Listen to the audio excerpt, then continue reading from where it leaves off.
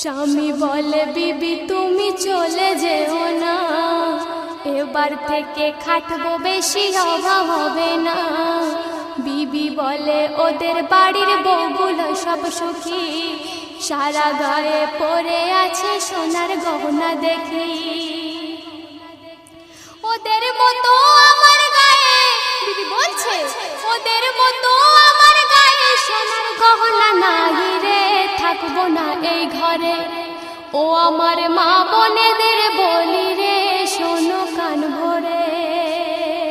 বিবি এই কথা শুনে স্বামী বিবিকে কি বলছে শুনুন।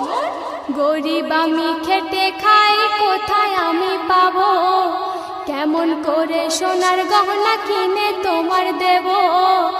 এই কথা শুনে বিবি খাওয়া দাওয়া ছেড়ে ঝগড়া করে স্বামীর দিকে যাইতে